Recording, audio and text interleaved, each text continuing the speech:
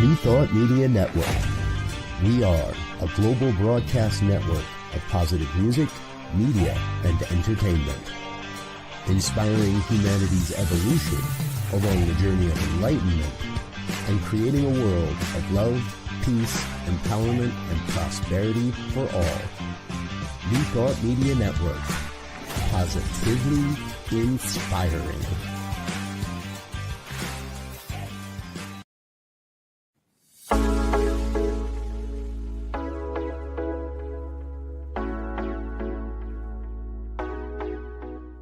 What if the person you think you are is just a fraction of who you truly are?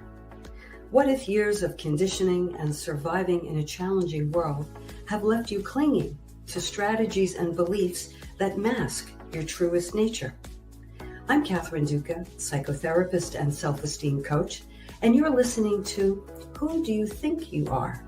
A show that looks beneath our psychological masks and uncovers our profoundly messy, beautiful, brilliant, tender-hearted essence.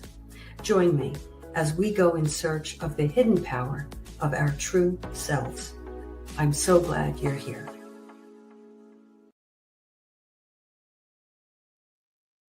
And that is the absolute truth, friends. I am so glad you're here. Welcome to Who Do You Think You Are? A podcast dedicated to helping you have the highest regard for yourself, quite simply. Live from a place of genuine self-respect and self-love, and make yourself a priority in your own life. We meet here each week with curated tips and strategies designed to help you drop your psychological masks. When we do that, we're in a much better position to connect with our truest essence and simply live life more easily. Because we know as self-love builders that when we approach life in this way, we naturally and organically have more room, more generosity, and more love for others. And you know, and I know that the world needs that now more than ever. This is a time to be as clear-headed as we possibly can. You know, if you've been listening to me for a while, you've heard me say avoidant, passive, foggy, histrionic, self-absorbed minds do nothing to help anyone. So we are our own instruments, and it is up to us to be as clear a vessel as we possibly can. So welcome, one and all self-love builders. Really good to be here. And I'll tell you, it's good to be talking. It's good to literally be talking, and I'll tell you why.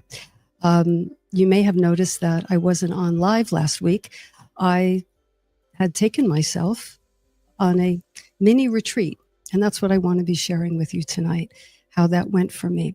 I decided I needed to clear my head and get away for a few days, so I arranged a 5-day personal, pretty silent, quiet retreat for myself. Took myself to a hotel down the Jersey Shore.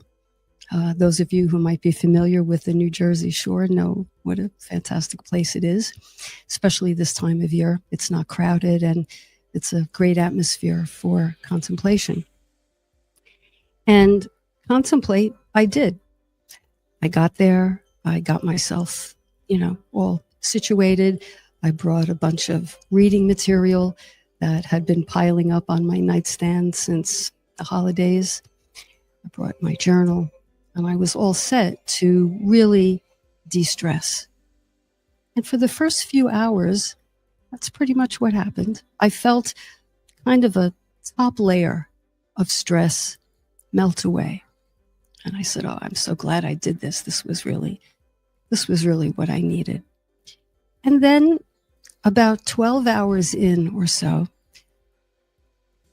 my body and mind received a different message.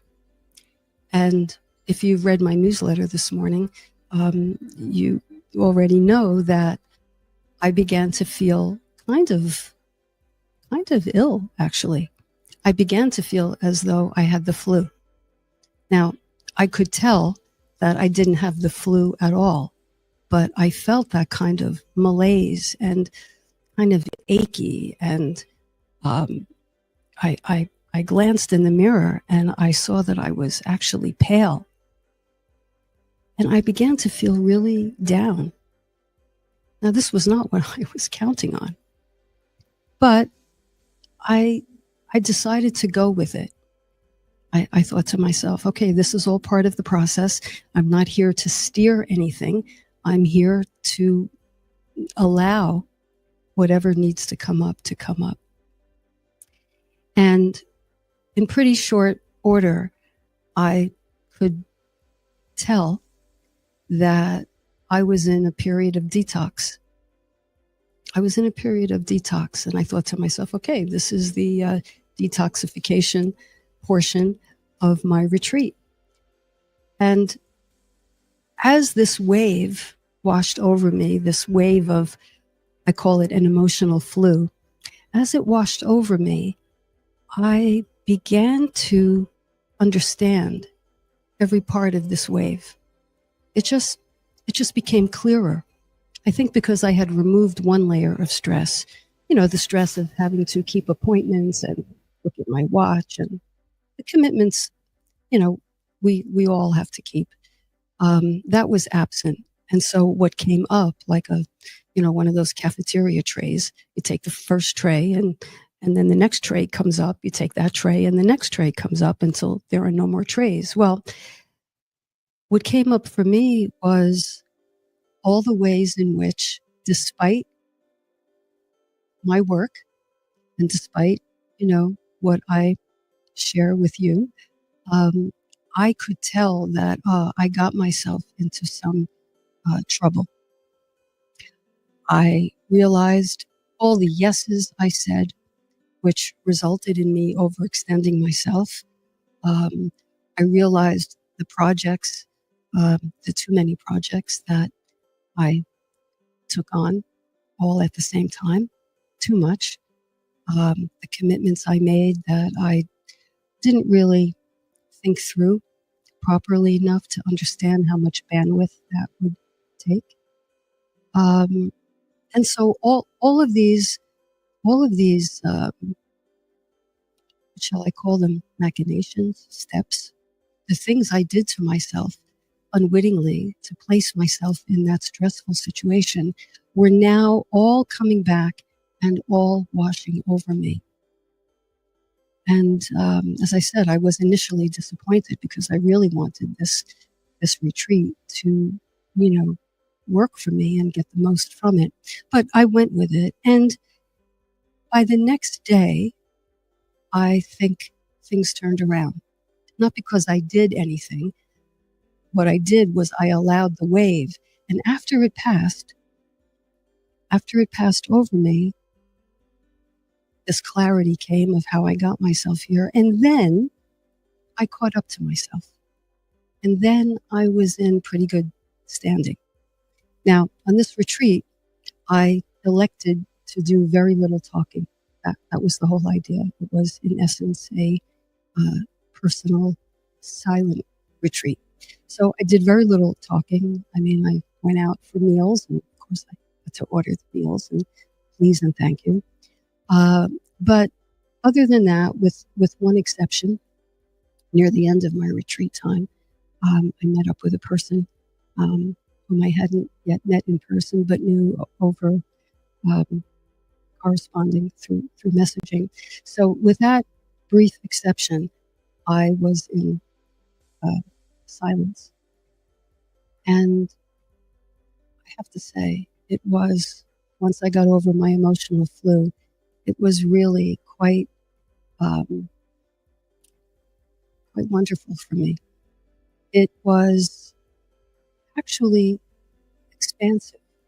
I was able to be both still and creative at the same time. I felt the flow coming back to me because I had felt a bit stagnant and a bit, I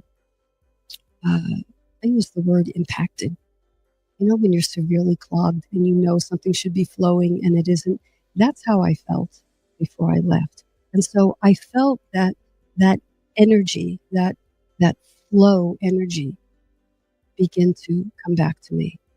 And I was very grateful. And what happened was, one of the things that happened is my relationship to time actually changed a little bit. Instead of lamenting how little time there is, gee, not enough hours in the day, what, gosh, I have to start earlier tomorrow, whatever the case. Instead of lamenting how little time there is, I felt in a way there was no time. There was only presence. I was so fascinated by that. I should have remembered that, actually, because I've done silent retreats before, some on my own and some in a structured way with a larger group of people, but I think I had forgotten that. So my relationship with time itself became something else. And all there was me. And in that me space, and I really want to define that if I can, because it wasn't me thinking about myself. I mean, there might have been some of that where in the space where all that stressy stuff used to be, there was now more room for other things to come up, thoughts, memories, recollections, some of which were delightful and wonderful. And some of the thoughts I wish I wasn't thinking. But I made a promise to myself to allow them all. And that's what I did. So when I say there was just me, there was me with this feeling that I was connected to everyone else and everything else. And I have to call that a spiritual experience. I got my brain out of the way. I got my rumination out of the way. My must-dos, my should-haves, all those things. I got that out of the way, and sort of underneath that was this connectivity just to everything. No thing in particular, no one in particular, but everything. And it was quite a beautiful feeling, I have to say. So I titled this episode, For the Love of Others, Take Care of You. For the love of others, take care of you. And yes, we're going to be talking about self-care, but with a bit of a twist. Why do I say for the love of others? Well, I think I returned from that retreat slightly different than I was when I left. Nothing radical, of course, but just enough of a tweak that my partner noticed, and she appreciated it. So I was a nicer person. That's the truth of the matter. I came back a nicer person. Why? Because I wasn't so, by taking me time in this way, I became less self-absorbed. And when you're self-absorbed, think about it. How much room do you have for other people? How much tolerance and patience do you have for other people? So I could give you, a couple of letters of recommendation, what I'm like when I'm in a stressed state. And I think now I can add at least one letter of recommendation for what I'm like when I'm in this other space.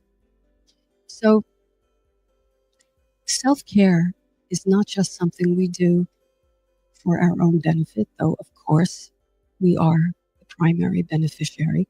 But I view it as a responsibility. A responsibility.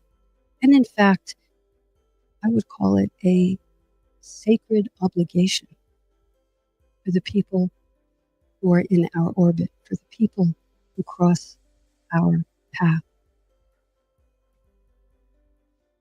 What do you think about that?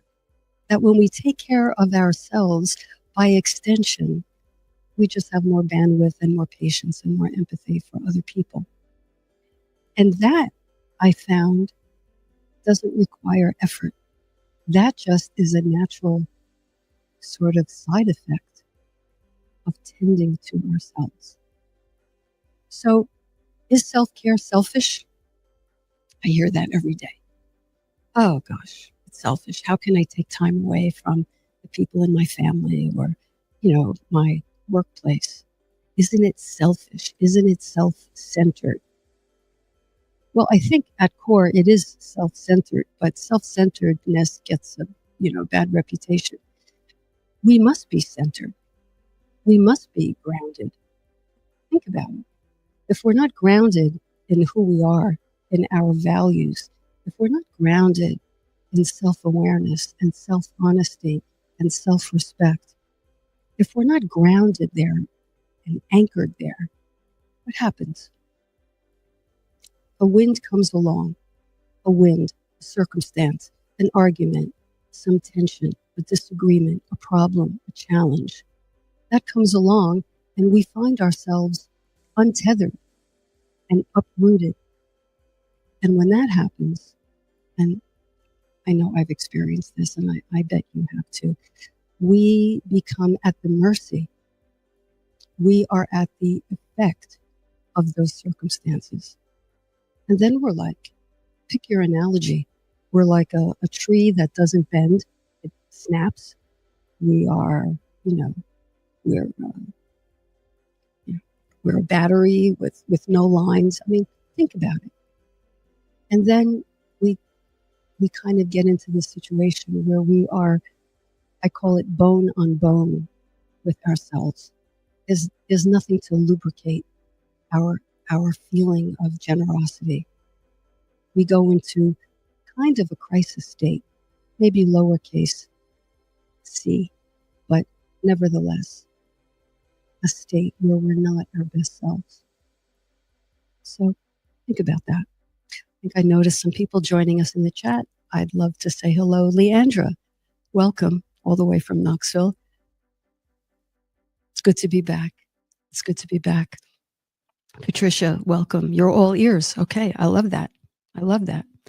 Still Bill, welcome. When I went to Alaska, I could feel the vastness of where I was, but actually felt a part of it. It was all but spiritual. Yes. Yes. So Bill, I'm imagining that you too were in a state of the absence of stress and the presence of flow, right?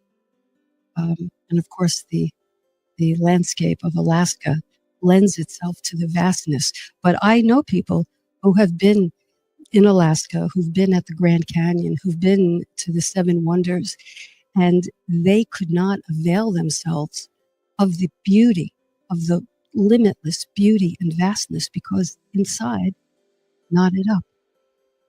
So back to what I said about being the vessel for beauty to come to us and flow through us and out toward others, right?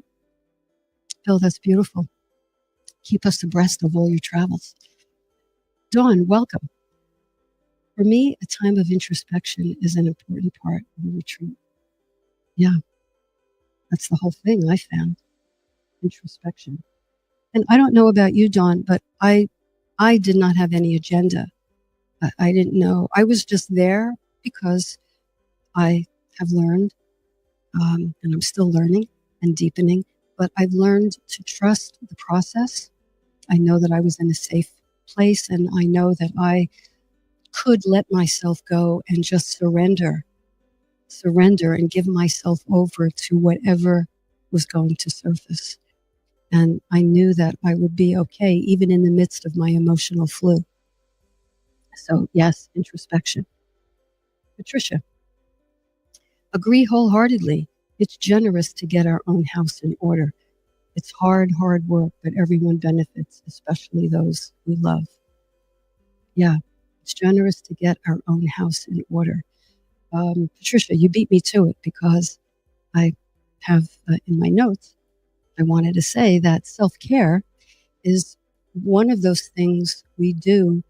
And the analogy that I came up with is it's like living in a home and, you live in a home, there's home maintenance. And so the question is, Do we just feel satisfied with the decor? You know, we could have a beautiful decor. Do we just feel satisfied with that? Or do we concern ourselves with the maintenance of the house, Patricia? Do we wait until there's a little leak, a drip, drip, drip outside? The gutters aren't working properly. Oh, well, I'll wait until there's a bigger crack in the ceiling. Self-care requires us to anticipate the leaks, the leaky holes, if you will, within. The places where we're blocked, shut off, shut down, hiding, running away, avoiding. These are things we all do. There's no shame in it, please. You know, we're spiritual beings having a human experience, and as such, we have personalities. And part of our personality is using defense mechanisms to navigate life and to survive things and keep ourselves comfortable in a state of homeostasis. But the problem with defense mechanisms, if we are not self-aware enough, is that those defense mechanisms, avoidance, rationalizing, projecting, justifying, create other problems of their own. Now we have two problems. We still have the leaky hole, and now we have layers of defensive armor on top of that. And that can only cause us to shrink. That's not expansive. That's not the Alaska type mindset. We become small and tight and constricted. And we bring that energy with us wherever we go. And anyone who crosses our path gets a little hit of that. Don't you think? So, Michelle, good evening. Nice to have you here. Janine, welcome. Just use this. Don't go away while I do this.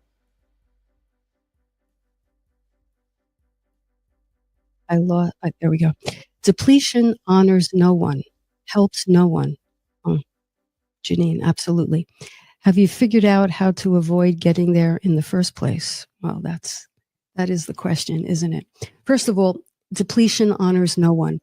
And I found this out, when I say yes too many times at the expense of my own health, and I don't protect my boundaries of time, of energy, could be anything, time, money, sleep. I'm saying yes. What happens underneath? I could develop resentment. Now, I don't want people to know I feel resentful, especially if I've just said yes to them or I've made a commitment. I don't want to show them that I feel resentful. I'm in a mental tug and pull in my mind.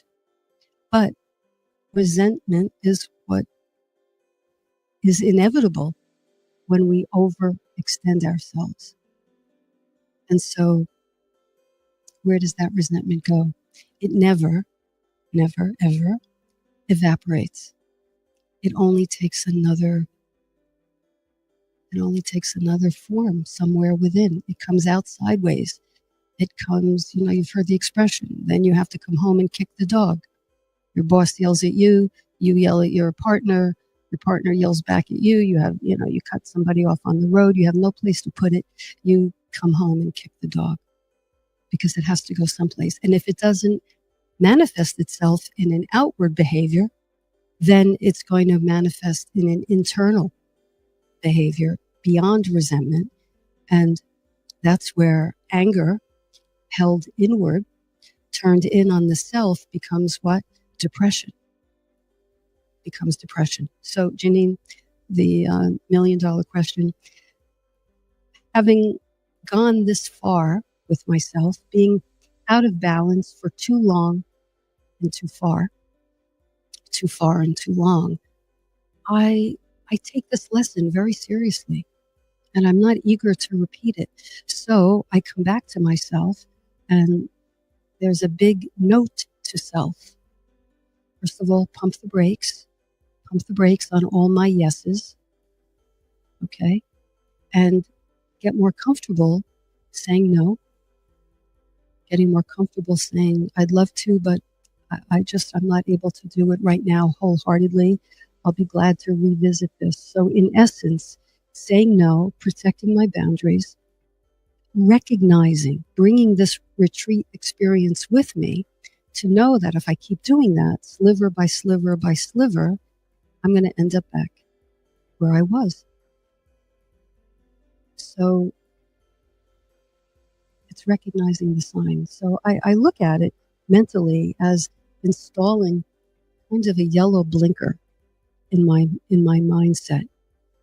Take it easy, take it easy. Now, one of the things that came up for me is, why do I overextend myself in the first place?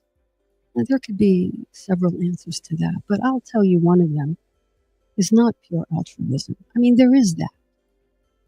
But if I'm to be completely honest, I like feeling needed.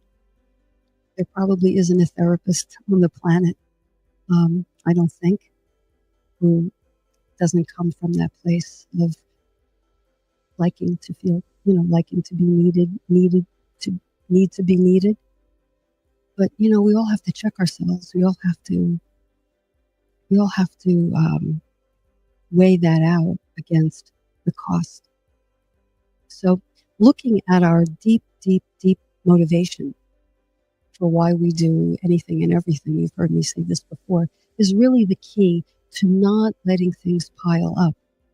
Because in the words of Janine, depletion honors no one. We do no one any favors by overshooting our personal, emotional runway, is how I like to put it. So balance, being in balance, being in equanimity, a state of equanimity, requires vigilance. And part of vigilance is discernment. And it requires talking to yourself.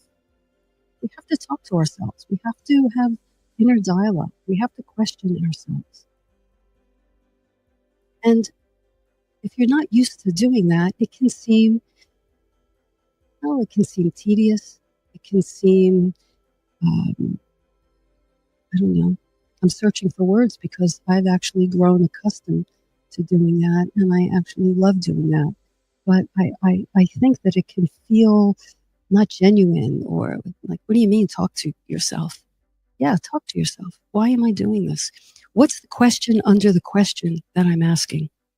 And after the break, I'm going to talk about specifically what self-care is and what it isn't, and how to get to deeper answers within ourselves, right? So coming attraction after the break, which we're going to take in a moment. I see Kathleen McDonald. Welcome, Kathleen from Massachusetts. So good to see you here. Enjoying the podcast and your sharing. Well, I'm so glad. Thank you so much. Dawn, tuning into ourselves along the way allows us to recalibrate as we go rather than get to full out depletion. This goes hand in hand with what Janine is saying. When you have your GPS and you go past the exit or whatever, you don't make the turn, rerouting, recalibrating. I think that's something that self-awareness allows us to do. And if we catch ourselves at a level 2, 3, or 4, it's easier to recalibrate. It's easier to shift tracks. At a 9 or a 10, it's more difficult. So I hope that with benefit of this conversation, I hope that you can take this into your lives and into your mindset and have a better handle, an easier handle on gauging yourself when you're at least approaching what I call the cones of good boundaries. And again, boundaries in every sleep, energy, money, time, space, right? Recognize the signals when you're approaching those cones. So with that, let's take this in, let's digest. When we come back, I'll be talking about some how-tos and how to get to a deeper answer when we ask ourselves, why am I doing this? So you're listening to Who Do You Think You Are on New Thought Media Network. I'll be right back. Stay with me. Please help us say thank you to our organizational sponsors, including the Hefferland Foundation, Affiliated New Thought Network, International New Thought Alliance, Science of Mind Archives and Library Foundation, Center for Spiritual Living Denver, Center for Spiritual Living Midtown, New Thought Philadelphia, Planned Happiness Institute, Summit Center for Spiritual Living, One Heart Retreats, Center for Spiritual Living on the Lake, Unity Kitchener, Unity Spiritual Center Ottawa, Om Center for Spiritual Living, Satya Center, Begin Within Ministries, Center for Spiritual Living North Jersey, Unity of Savannah, and the Center for Spiritual Living Seattle, as well as all of our individual donors. Thank you for being part of the New Thought Media Network. Please like, share, and subscribe. New Thought Media Network, positively inspiring.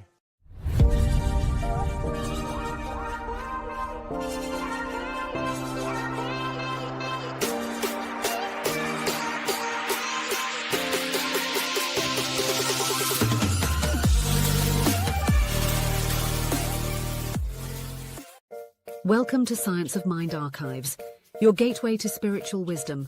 Join us for our grand opening gala. Experience a weekend of inspiration. Enjoy a ribbon-cutting ceremony, a gala dinner and workshops, plus a labyrinth walk and town hall. Connect with a community of seekers.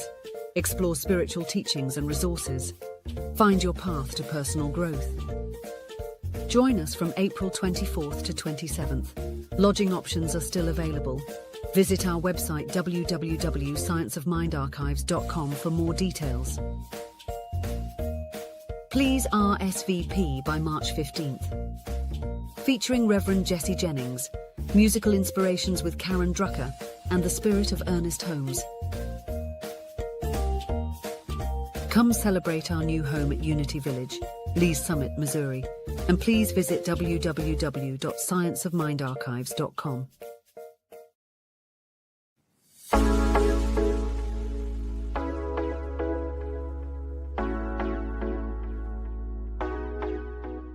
What if the person you think you are is just a fraction of who you truly are?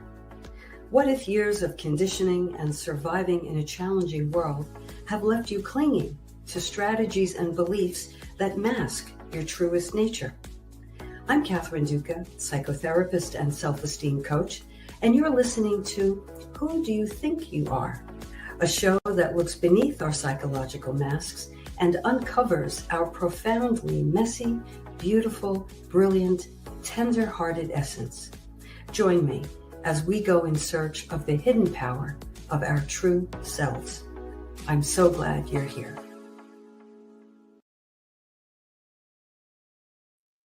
Welcome back. If you're just joining me, you're listening to Who Do You Think You Are? I'm your host, psychotherapist and self-esteem coach, Catherine Duca, and we are talking about self-care this evening. We are talking about the benefits of self-care, not only for ourselves, but for everyone and anyone else who crosses our path. So tonight's episode is entitled, For the Love of Others, Take Care of You.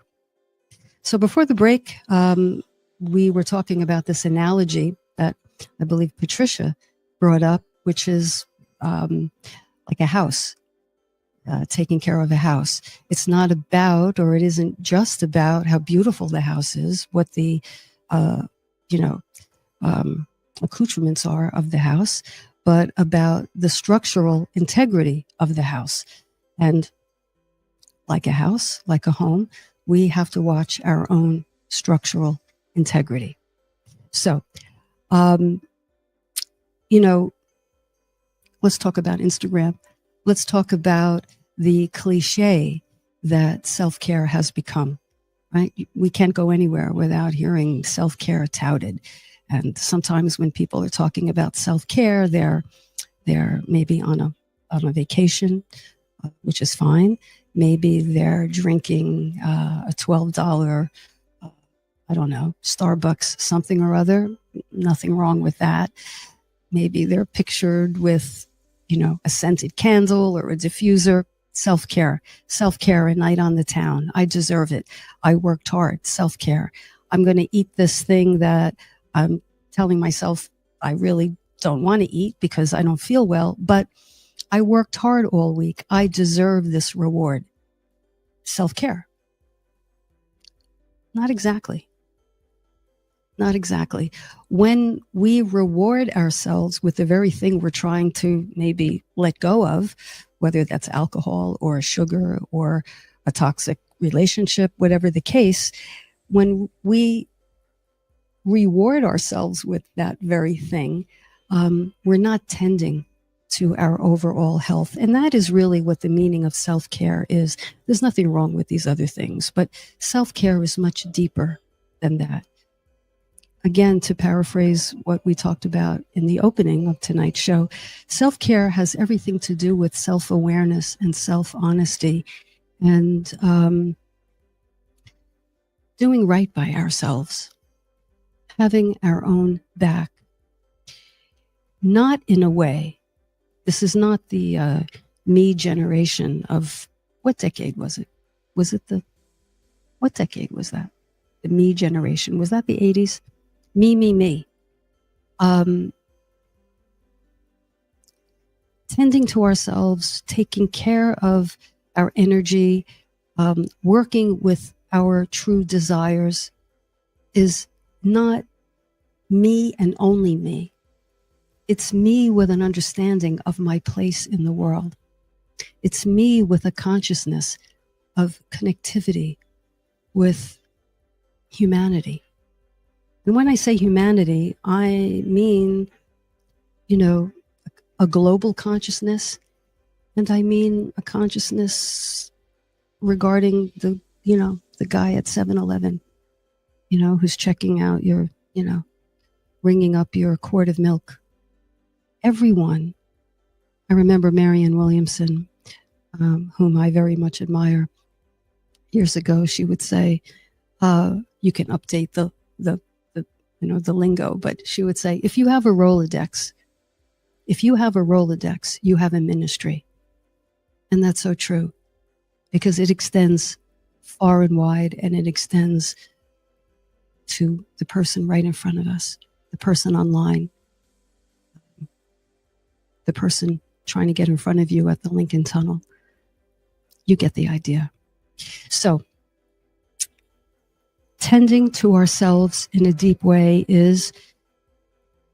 involves healing of our wounded selves, healing of our inner child, being an advocate for ourselves, being our own protector and encourager and cheerleader and kindergarten teacher, which is to say, not drill sergeant.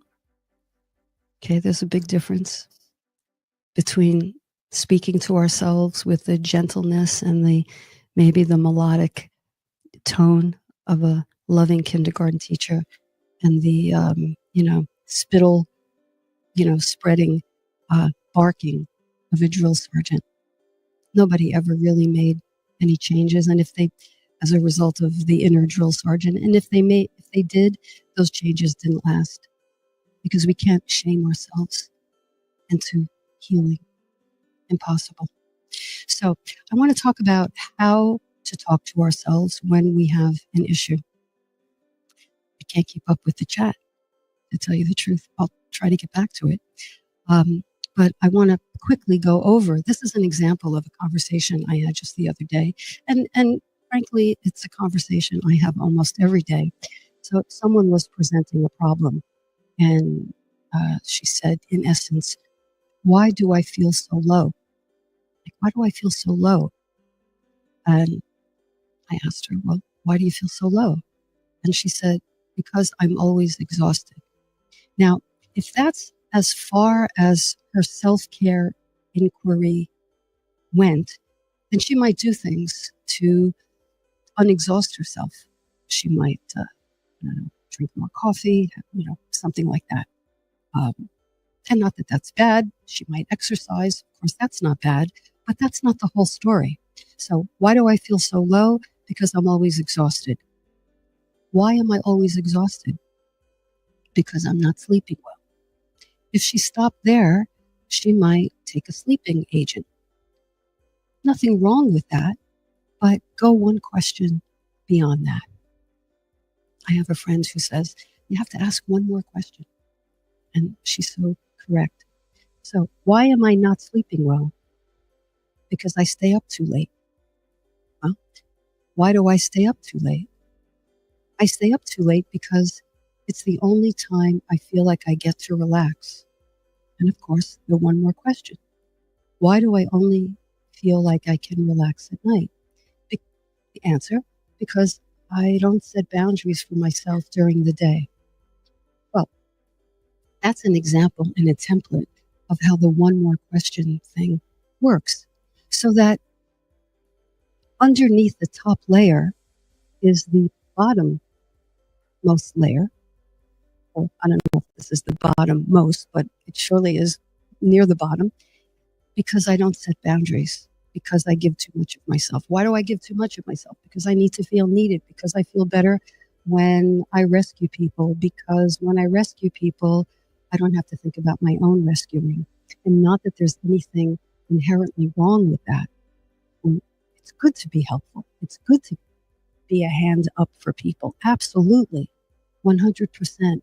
But if that's the only note in the octave and you are compelled, or I am compelled to be the rescuer, that has an expiration date before it catches up with us. So understanding our motivation at the deepest level possible is really self-care, because that's tending to ourselves in a holistic way. It's supporting our true well-being. And that's the name of the game here. How to have the highest regard for ourselves. Because when we do, without saying a word, we invite and encourage others to have high self-regard for them. And that cuts down on a lot of things. Cuts down on resentment, cuts down on competition, cuts down on jealousy. And it makes for more connection. So with that, I'm going to see if I can catch the chat. Okay. Michelle, very strong emotional responses to tonight's content. Very telling, and an indicator that as much as I practice self-care, there is much room for further explanation. I thank you for sharing that, Michelle. I really do. By allowing this conversation to touch you, I think, I can gather from what you're saying, you're opening yourself up to a deeper level of yourself. That's why I say, who do you think you are? Because who we think we are is often the lovely furnishings in the home. It's not really the structure. And I submit to you that at core, our structure, who we really are, is infinitely more magnificent than who we think we are. But we have to get there. We have to get there. Let's see. Janine. Janine is talking to Patricia. Hope it's okay if I eavesdrop. Patricia, great point. I think the right people will understand your wish for more time and your limitations because you don't have it. I wonder if I missed. Did I miss something here? I'm not sure I did. I can't keep up, actually. Patricia, wish I had more time. After I engage with new people, I know they will likely be disappointed in me because of how little time I actually have. How do we balance this and maintain our boundaries? I wish I had more time. After I engage with new people, I know they will likely be disappointed in me because of how little time I actually have. Well, listen.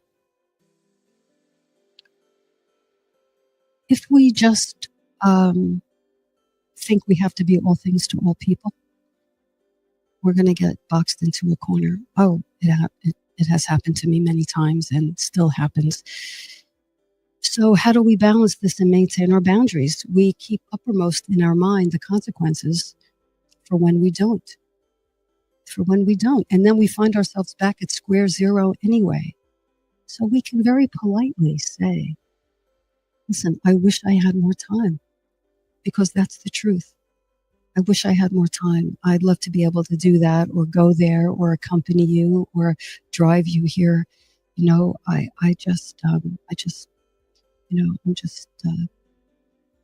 just not able to do that without it taking some toll on me. Find your language, but I think that's perfectly fine. And I'll tell you the truth. Whenever anyone has said that to me, Kathy, I'd like to, but I can't for whatever reason. I tell you, I might be a little disappointed because I have to go down the list and find someone else to drive me to the airport, for example. But I respect that. Do I want you to do something for me that's going to deplete you? As Janine already taught us, depletion works for no one. I don't want anybody's anything that doesn't have the right energy. I don't want anybody's money or time or favor or anything. Unless I'm having an emergency. Yeah, if I'm having an emergency, I hope you drop what you're doing. If it's a true emergency. But we don't have to be all things to all people. Bill, we tend to think it's all about us, but we must remember that actually it's about all of us. It is about all of us. It really is. And that's a matter of consciousness, I feel. Right? So many comments here. I don't know that I can get to all of them. I wish I had more time. Believe me, I would love to spend another hour. Michelle says, I know better. I'm a former psychotherapist and coach. Due to health issues, I had to close my private practice. Now I'm caregiving for my folks. No days off. I know better. I'm a former psychotherapist and coach. Due to health issues, I had to close my private practice. Now I'm caregiving for my folks. No days off. So I'm assuming, Michelle, that you're saying, and this is a different Michelle, right? That you're saying you're struggling with self-care. I think that's what you're saying. I was going to read a question. Let me read the question and actually address both at the same time. You, Michelle, and the person who wrote this in from my newsletter. Incidentally, if you're interested in getting my newsletter every Sunday morning, Sunday Sauce, just email me at Catherine@CatherineDuca.com, Catherine@CatherineDuca.com, and just put "add me" in the subject line, and I'll know what you mean, and you'll get a copy of the newsletter. Adrian says, a retreat sounds great, but many of us can't take that time away. I work full-time, have 2 kids in school, and care for my aging mother. How can I possibly go on a retreat? It's just not possible for me, but I can't keep going on like this. Any suggestions? So to Adrian and to Michelle, I say this. First of all, God bless. God bless you for caring for your parents. Listen, I don't know exactly how you feel about that. I know when I took care of my aging parents, not easy. My mom came to live with me for about 5 years. She had Alzheimer's, and of course, quite an advanced stage as time passed. And my dad had throat cancer. Not easy, but for me, it was also the blessing of my life to be able to give the people who gave me life, to give them comfort, and to accompany them. So, Michelle, I say, I personally take my hat off to you and I say, God bless you. This is a tough situation, and for Adrian as well. And I understand not everyone can take a 5-day thing, but it's about, if you can possibly do it, intentionality. It's about remembering that you, as the primary caregiver, have to take care of yourself, especially if you're in it for the long haul. You have to stay as healthy as you can. So what to do? So mini retreats with intentionality. If at all possible, let me listen to a guided meditation. Let me visit YouTube and look at Alaska or look at a landscape. Do perhaps a guided meditation with the idea of getting still and getting quiet and just being mindful of what's coming into you, because you are giving, both of you are giving in an extraordinary way, and the output all the time without input. So it's imperative to, with intention, do things, however briefly, however small, with the desire to replenish that which you are giving out. Nature, 10 minutes in nature. Depletion and lack, it's easy when we caregive for elderly, aging, and infirmed family members. We can feel like, we have nothing in the tank. And I certainly know what that's like regarding caring for a parent.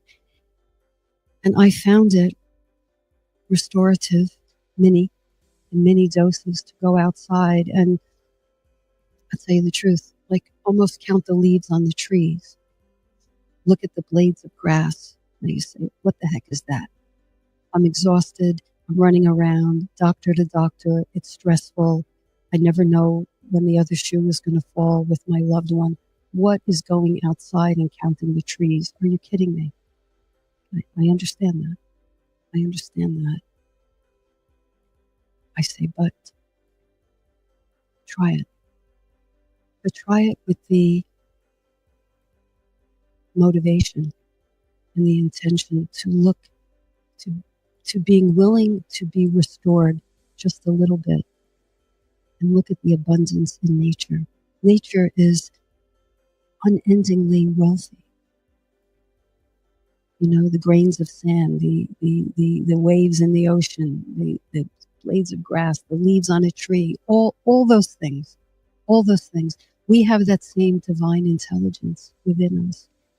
And sometimes, amid the exhaustion, if we can stop with the intentional break of saying, let me plug into something bigger than myself, that can help in a surprising way.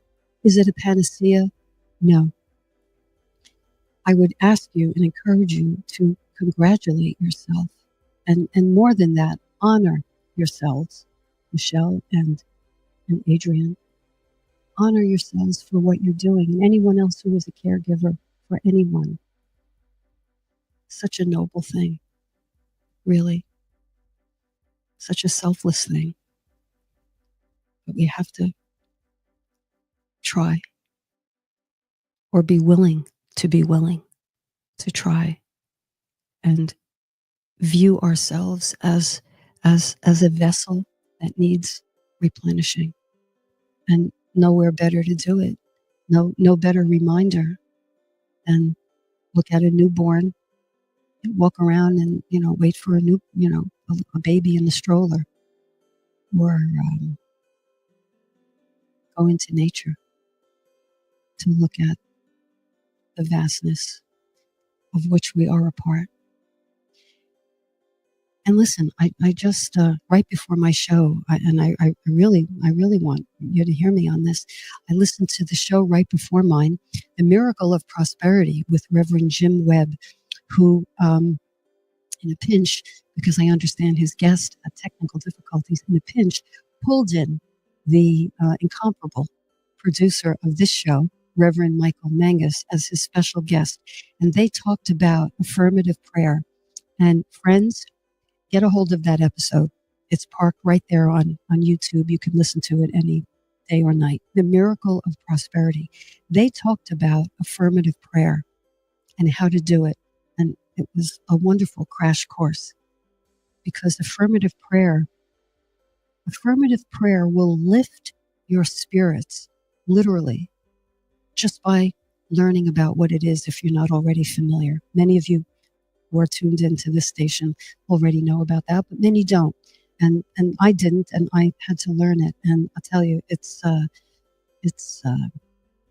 remarkable way of aligning yourself with an unlimited supply of goodness and love and resources and abundance and prosperity, and on and on and on. So